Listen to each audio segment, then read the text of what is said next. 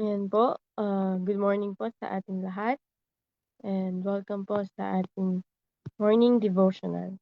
At ang, program po natin sa umagang ito ay tayo po ay aawit ng ating opening song and opening prayer po ni Sister KD at ang magdadala po ng mensahe ng salita ng Panginoon ngayong umaga ay si Sister Sam Menjola. Ngayon po, tayo na po ay umawit na ng ating opening song.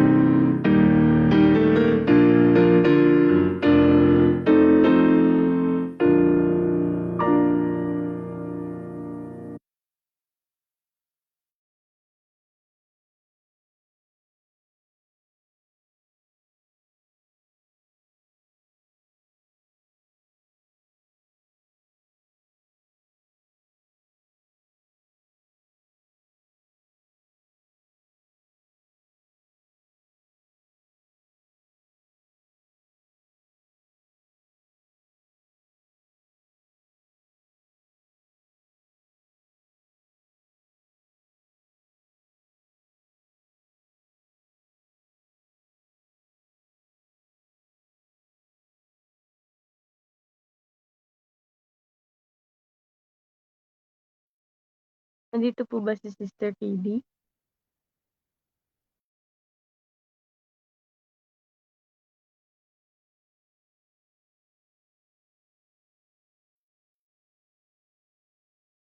Wala po. Tayo po manalangin. Ang banal na kilang Diyos na sa kaitaasan ng langit, sa umagang ito, kami po lumalapit sa inyong banal na harapan. Nagpapasalamat sa inyong paggabay sa amin sa buong magdamag at sa pagkakalob sa amin ng panibagong buhay at lakas sa aming pong pag-aaral niyang salita sa umagang ito. Gabayan niyo po nawa ang aming tagapagsalita at ng kanyang maibahagi ang inyong tinapay ng buhay. At kami po mabigyan ng kalakasan sa aming spiritual na pangangailangan upang kami po makapagpatuloy na maglingkod sa inyo. Maraming pong salamat sa pagdinig sa aming panalangin sa pangalan po ni Jesus. Amen.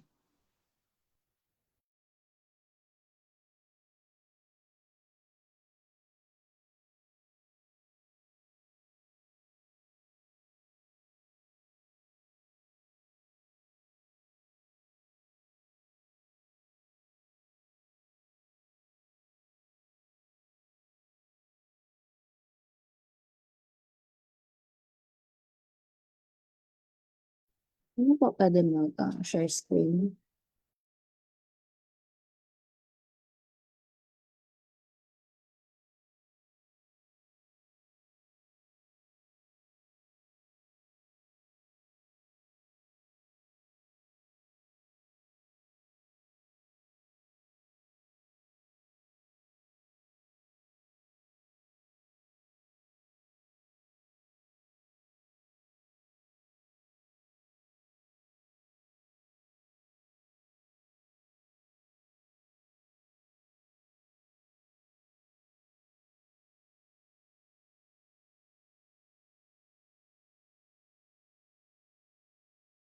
Pwede po ba share screen?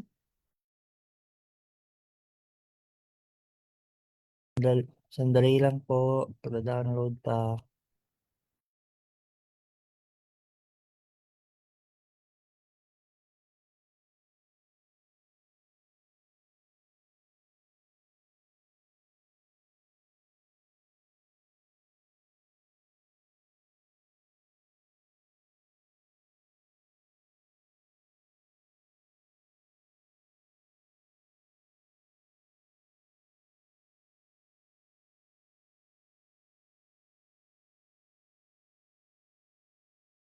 Ayan. Okay na ba po? Wala po, Brother Audrey.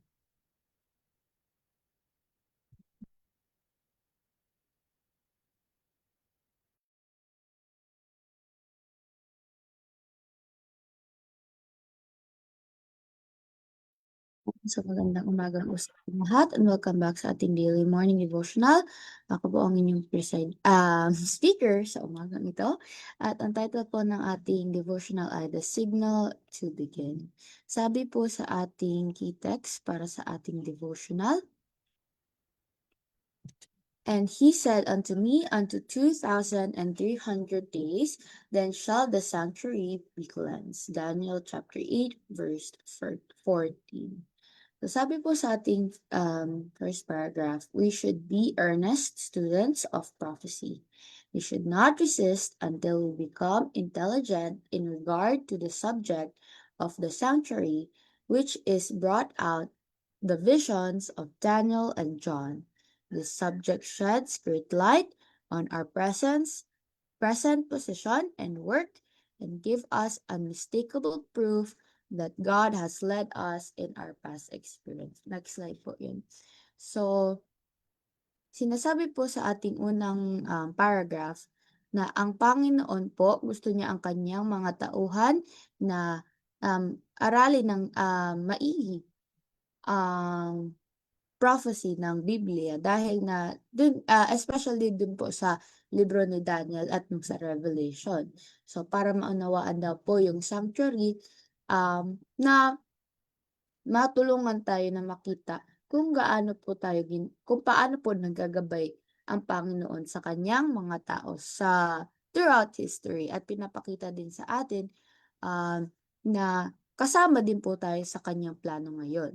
So itong mga prophecies daw ay nagpapalakas ng ating mga kaluluwa, ating pananampalataya, at pinapaalala sa atin na God always keeps His promise. So, yun yung lagi natin po pwedeng maasahan sa ating Panginoon. So, next slide po, sabi dito, sabi po dito, it explains our disappointment in 1844, showing us that the sanctuary to be cleansed was not the earth as we had supposed, but that Christ then entered into the most holy apartment of the heavenly sanctuary, and is there performing the closing work of his priestly office, fulfillment of the words of the angel of prophecy. Next slide po yun. Prophet Daniel.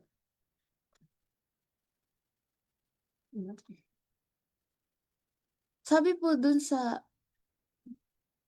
wala po dyan, pero sabi po dun sa next na paragraph na marami daw po ang naniniwala na si Kristo ay babalik po noon nga sa 1844. Pero hindi nila naintindihan, pero na-misunderstood nila yung prophecy na iyon. So instead nga po, si Kristo ay dumating dito sa mundo, siya po ay dumating doon sa most holy place ng heavenly sanctuary para po simulan yung final phase ng kanyang ministry bilang ang ating high priest. So dito po ini-explain kung bakit yung prediction ay nakaka-disappointing sa ibang tao while still ito po ay nagpo-prove na yung prophecy ay totoo. Sabi din po dito, the 2,300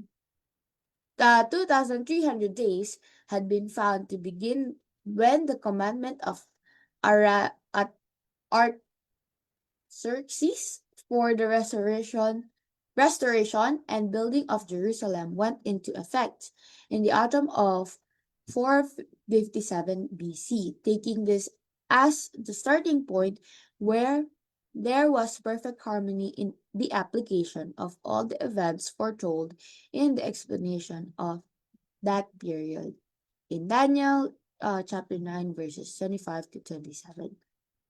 So dito po naman, sinasabi naman dito yung 2,300 days na prophecy ay nagsimula nga daw po doon kay King, doon sa decree ni King at Artaxerxes para po i-rebuild nga po yung Jerusalem nung 457 BC. So sa point na yon, dito na nag-start yung mga events na pinipredict ni Daniel sa mga prophecy ni Daniel. So sabi dito, unfolded exactly as God had revealed. So pinapakita din dito na kanya dinidirect ang history according nga po sa perfect plan ng Diyos. Sabi din po sa pagpatuloy sa paragraph na ito, the 70 weeks of 490 years were to pertain especially to the Jews.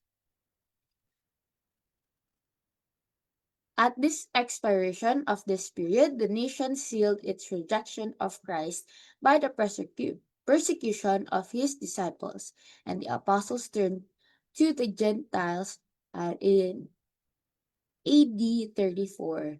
The first 490 years of the 2,300 having then attended 1,810 years would remain. From AD 34, 1810 years extended to 1844, then said the angel, shall the sanctuary be cleansed. So dito naman po, sinasabi naman dito po ng numbers po. Sabi dito, yung unang 490 years ng prophecy ay nakafocus nga dun po sa Jewish nation. So after po ni-reject nila si Kristo at ang followers ni Christ, yung gospel po ay nagsimula na i-preach doon sa mga hindi Jews o sa mga Gentiles noong panahong AD 34. So, yung natitirang panahon naman daw po ng prophecy ay natapos nga daw po noong 1844, making yung simula ng trabaho ni Kristo doon sa most holy place, doon sa heavenly sanctuary. So, next po, sabi dito, our faith in the reference to the message of the first, second, and third angels was correct. The great waymarks we have passed are immovable, although the host of hell may try to tear them from their foundation and triumph in the thought that they have succeeded, yet they do not succeed. These pillars of truth stand firm as the eternal hills, unmoved by all the efforts of men. Combined with those of Satan and his host, we can learn much and should be constantly searching the scriptures to see if these things are so. So, ayun nga po, sabi dito, na yung mensahe nga daw po ng three angels at yung katotohanan po ng Diyos ay pinakita sa pamamagitan ng prophecy at ito ay nagre-remain na matatag at hindi nagbabago. So, kahit daw po maraming tao ang mag-question dito o mag-oppose sa kanila, sa prophecy ng Diyos, ang katotohanan pa rin daw po ay hindi pwedeng masira. Ang mga Kristiyano dapat daw po sila, dapat po tayo, ay continue na mag-aral ng Biblia ng dahan-dahan o ng maigi para po ang ating pananampalataya ay maging malakas at maging firmly grounded tayo sa salita ng ayun po yung next slide. Pero, so dito nga po sa ating devotional sa umagang ito, sinasabi dito na yung prophecy nga po na 2,300 days, pinapakita na ang Diyos ay merong perpektong plano at oras sa pagligtas sa tao. Si Kristo nga po ang nagmi-minister para sa atin dun sa heavenly sanctuary para po ma-complete ang kanyang pagbalik, ang kanyang trabaho sa kanyang pagbalik. So, ang lesson nga po ng ating devotional ay dapat nga po pag-aralan natin ang Biblia faithfully para maintindihan po natin yung prophecies ng Diyos at tumira tayo araw-araw para maging prepared tayo sa second coming ni Jesus. Kasi as we are living in the judgment hour, ang ating buhay kailangan ma-reflect ang pananampalataya, ang obedience at pagtitiwala kay Kristo sa ating ang ating banal na priest or ang ating heavenly high priest. So, ayun po ang devotional natin sa umagang ito. Kaya once again, good morning po sa ating lahat and God bless us all. Ayan po, maraming salamat, Mr. Sam. At dito po sa ating devotional ay nire-remind tayo na mas pahalagahan po natin ang salita ng Diyos at patuloy po tayong mag-aral nito. At yun nga po na ang mensahe ng sanctuary ay pinapaalala sa atin na ang Panginoong Jesucristo ay patuloy na gumagawa sa atin sa langit bilang ating high priest. So pinapakita po dito na ang Panginoong Diyos ay tapat sa paggabay sa kanyang bayan mula noon hanggang ngayon. Kaya nawa po ay patuloy tayong lumago o magpatuloy na hanapin ang katotohanan at manatili po tayong matatag sa ating pananampalataya habang naghihintay po tayo ng pagbabalik ng ating Panginoon. So, ngayon po sa ating pagkatapos, tayo na po umawit na ng ating closing song and closing prayer ng ating speaker.